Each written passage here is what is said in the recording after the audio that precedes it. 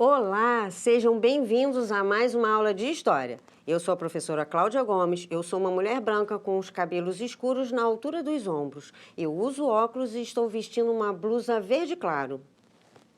Zeus, senhor do Olimpo, pai dos deuses, com medo que o seu filho destronasse, ele engoliu a mãe, Metis, deusa da virtude e da prudência. Um tempo depois, sua cabeça começou a doer. Então ele pediu a Hefestos, deus da metalurgia, que rachasse a sua cabeça com um machado.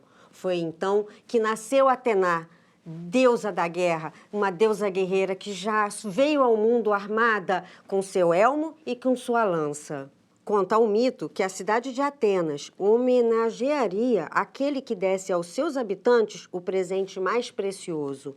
Foi então que Poseidon, deus dos mares, bateu com seu tridente no solo e fez jorrar água do mar e um maravilhoso cavalo.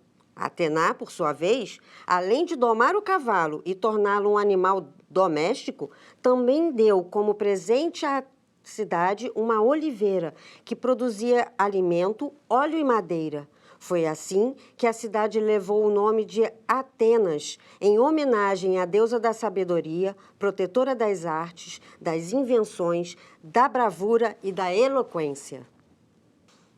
Esse é o mito sobre a cidade grega mais famosa da antiguidade. E não é à toa que a protetora de Atenas é Atena, deusa da sabedoria, das artes, da beleza e da justiça. Não é à toa que a cidade, que foi o berço da democracia, de onde saíram os monumentos mais famosos, de onde saíram as esculturas mais bonitas, as mais famosas peças de teatro e os filósofos mais conhecidos da antiguidade.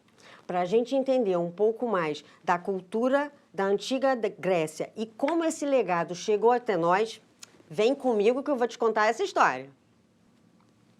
As poleis gregas nunca se uniram num estado, mas, por volta de 430 antes da Era Comum, Atenas, líder da Confederação de Delos, e Esparta, líder da Liga do Peloponeso, se declararam guerra e Esparta foi vencedora. No entanto, todas elas saíram enfraquecidas. Então, Filipe II, rei da Macedônia, aproveitou dessa fraqueza e dominou a Grécia. O filho de Filipe II, herdeiro do trono, conquistou vários territórios, inaugura o período helenístico. Grande estrategista, Alexandre o Grande, como ficou conhecido, se tornou o maior general da antiguidade. Ele formou um império que ia da Europa, passando pelo Egito, a Pérsia, até chegar na Índia. Ele centralizou o poder todo em suas mãos, uma experiência inédita para a Grécia Antiga.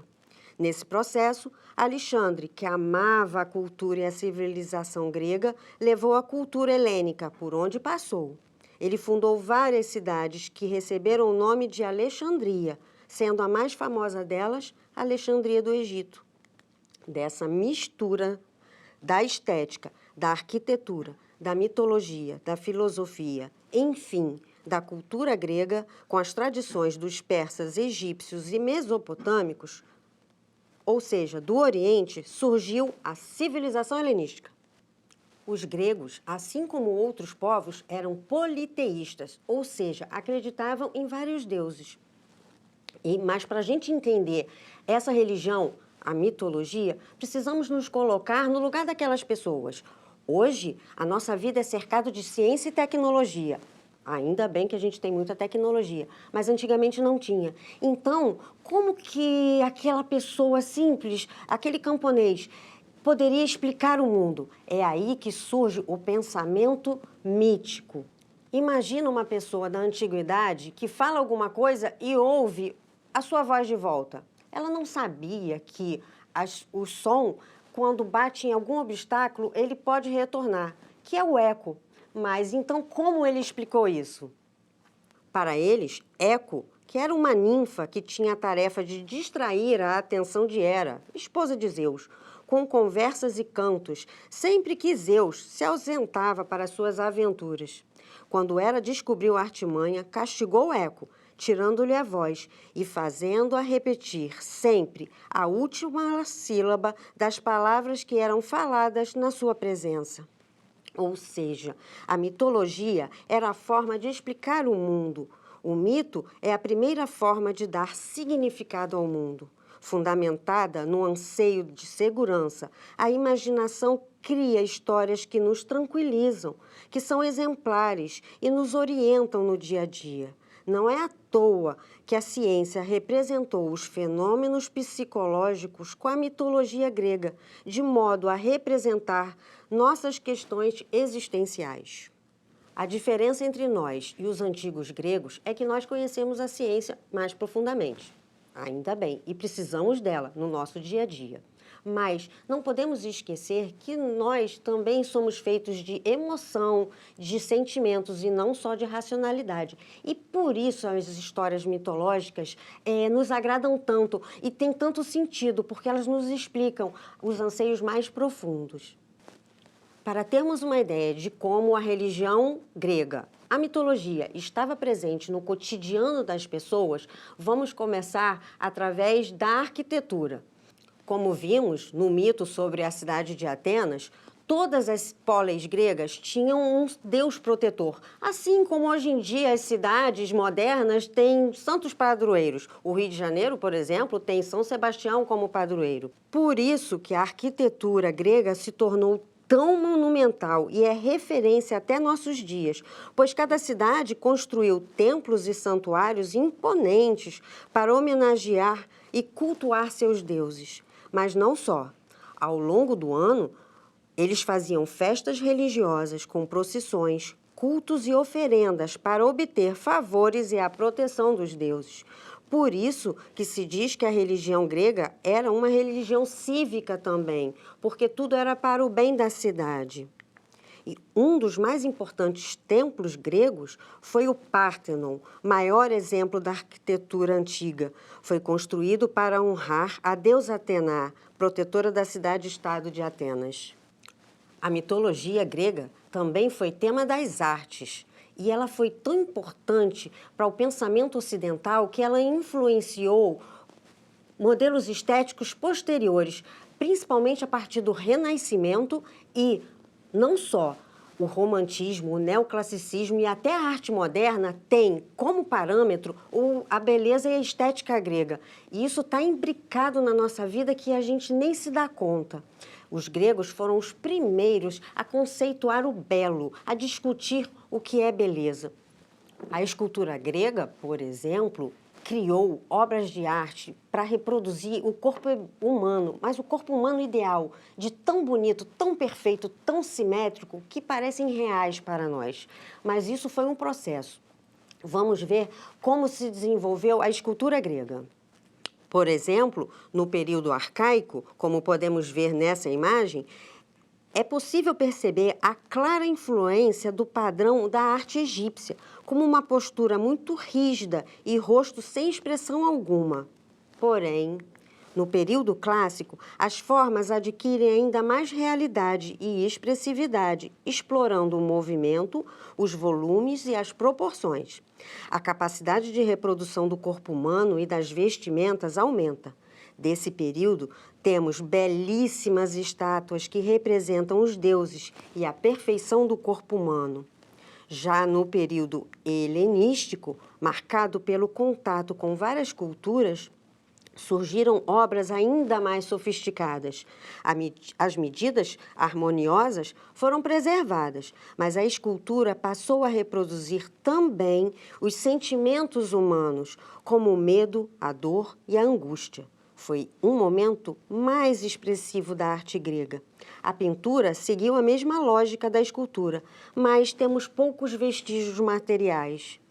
Em honra aos deuses, os gregos criaram um evento que evidencia bem a ligação entre a cidade, a cidadania e os deuses. Foram os Jogos Olímpicos, praticados a primeira vez em 776 antes da Era Comum. A importância dos jogos era tão grande que as polis que estivessem em guerra simplesmente paravam de guerrear para que os seus atletas se reunissem e jogassem sem desentendimento. Os jogos aconteciam no Santuário de Olímpia. Por isso, Jogos Olímpicos. E as competições esportivas aconteciam ao redor do templo dedicado a Zeus. Como mostra essa representação? Naquela época, as principais modalidades esportivas eram a corrida, o pugilato e o arremesso de disco e dardo. Os espectadores vinham das regiões mais remotas da Grécia para acompanhar os jogos em Olímpia e oferecer sacrifício aos deuses. O prêmio concedido aos atletas vencedores era uma coroa feita com ramos de oliveira. A vitória estava vinculada à honra do atleta vencedor e dos deuses que o haviam favorecido e trazia grande orgulho à sua cidade. Mas só os cidadãos podiam tornar-se atletas. Mulheres e escravos não participavam. Séculos depois do fim dos Jogos Olímpicos na Grécia Antiga, eles foram retomados em 1896, em Atenas, por iniciativa do francês Pierre de Coubertin, tendo como lema "O importante é competir". Os Jogos procuravam estimular as competições esportivas como forma de promover a paz entre os povos. A mitologia também foi tema das duas obras mais famosas da literatura grega, a Ilíada e a Odisseia, atribuídas a Homero, que passaram da forma oral para a forma escrita, graças ao alfabeto grego, que foi uma transformação do alfabeto fenício, mas por conter vogais e consoantes, ele se tornou uma forma muito mais simples de expressar a língua falada. Eles configuram o tipo mais difundido de poema da Grécia Antiga, que foi a epopeia, que é a narrativa, a saga de um herói grego. A Ilíada traz a saga de Aquiles e a Odisseia, a saga de Odisseu. Criado no século VIII antes da Era Comum, o alfabeto grego, composto de 24 letras, foi bastante inovador para a época, motivo pelo qual foi amplamente difundido. E a escrita grega era capaz de representar a língua falada, com clareza e exatidão. A difusão da escrita propiciou o desenvolvimento da literatura. Entre os gêneros literários apreciados pelos gregos estava a poesia e o drama. Os poemas tratavam de diversos assuntos, principalmente os ligados ao relacionamento humano e o cotidiano. E a tragédia e a comédia eram os dois principais tipos de drama teatral. A tragédia era utilizada geralmente para descrever grandes aventuras e episódios trágicos da vida dos heróis. A comédia, por sua vez, servia para satirizar as fraquezas humanas, além de ser um importante veículo de crítica social. A literatura grega abrange também outros tipos de obras, como as narrativas históricas, os diálogos filosóficos e os discursos jurídicos e políticos. Por fim, eu não poderia deixar de falar da filosofia grega. Em outros lugares da antiguidade houve filosofia, mas o Ocidente foi especialmente influenciado pela filosofia grega. A palavra filosofia significa amigo do conhecimento, amigo do saber. E ela serve para tentar explicar e ordenar e racionalizar o nosso pensamento e a explicação do mundo. O pensamento racional filosófico foi resultado de um lento e sólido processo de transformação da consciência mística, que forneceu a base para o desenvolvimento da reflexão filosófica.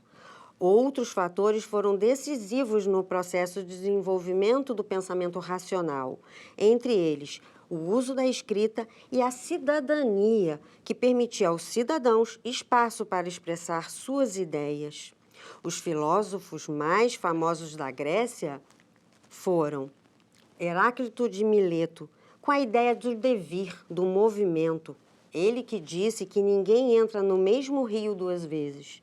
Sócrates se preocupava com as pessoas, com a honra e com a moral. É dele a frase, só sei que nada sei, que ele queria dizer que a gente não sabe de tudo. Platão, preocupado com a ideia do bem e do belo, acreditava no mundo das ideias. Procura a alegoria da caverna, que ajuda a entender o pensamento platônico.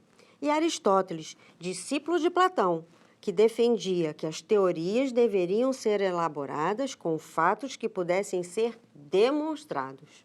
Resumindo nossa aula de hoje, nós vimos que Alexandre o Grande expandiu e criou a cultura helenística, a mitologia explica o mundo e as angústias humanas. Vimos a arquitetura, as artes, a literatura, o teatro e a filosofia.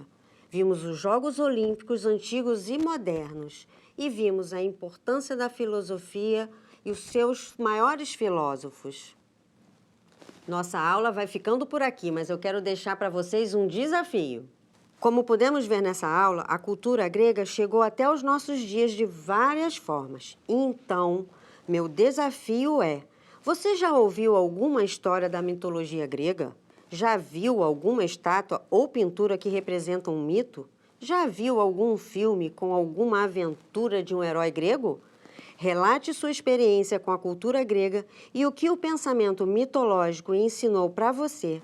Conta pra gente! Nossa aula fica por aqui e eu convido a vocês a ficarem ligados na próxima aula de História. Tchau!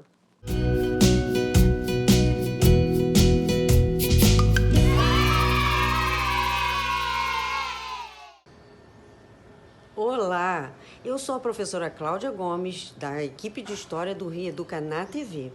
E quando eu penso na minha infância, eu lembro que eu adorava uma brincadeira que hoje eu não sei se as crianças brincam muito, chama Amarelinha. Eu me divertia com os meus primos, com as minhas amigas. Você sabe como ela é? Você tem que ir pulando com um pé em cada casa que está marcado no chão. Pegar a pedrinha e voltar sem encostar na linha. Vamos ver como que faz?